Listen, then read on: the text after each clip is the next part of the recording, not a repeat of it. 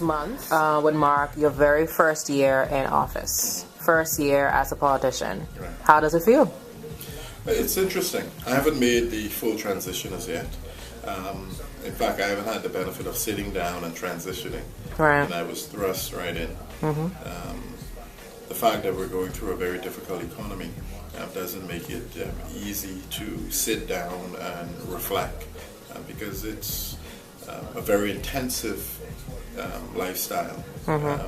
There is always demands on your time. There is always major competing priorities. And unfortunately, those competing priorities you can't ignore.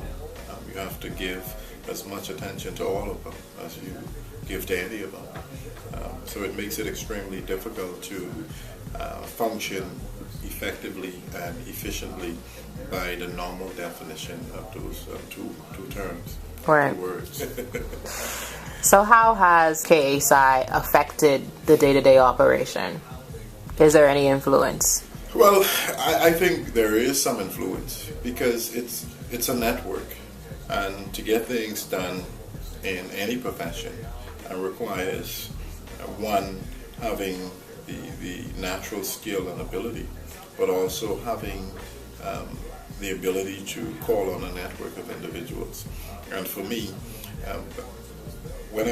throughout my career, I've always had the pleasure and privilege of leaning on, for lack of a better word, the shield, to ensure that the road isn't as difficult as it normally would be. So there is a tremendous benefit to being a part of a Greek-led organization.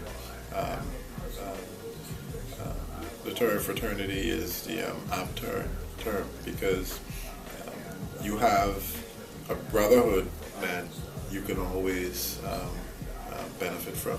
Right. Well, you talked about building the economy. What are some of, I know you can't tell me all of your secrets, but what are some of the investment opportunities that you guys are looking at? Well, the Bahamas is built on, we develop a model built on some of our sustainable strategic advantages. One, our climate, our proximity to the U.S., our, I guess, geography as it relates to access to Latin America and Europe. But there's a program in Andres where I want to say that they're Mormons or they're Yes, the Mennonites. Thank you. And they have the orange orchids and the lemon orchids, and there's like miles and miles. And it's a program. It's a program that they either benefit from it or it's just for their own use. In any event, it's a program that seems to be flourishing because they've been there for years, from what I understand. Right. And when I saw it, I was impressed. What initiatives are we doing for us to not continue to have people deplete us of our resources and not take advantage of what we have? Well, it's a decision that you have to make, If you look at the Mennonites, they are very dedicated to agriculture. In many instances,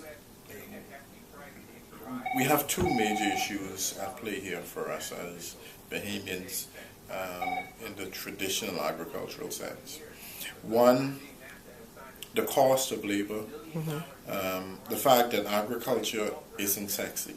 How can you make it more attractive to students? Well, yeah, what you do... That's education.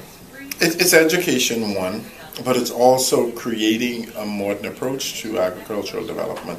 If you look at Lucayan Tropical Produce, which is the hydroponic farm near the airport, and I was involved in a group that started that. And it was the first major investment in agriculture, modern investment in agriculture in many years.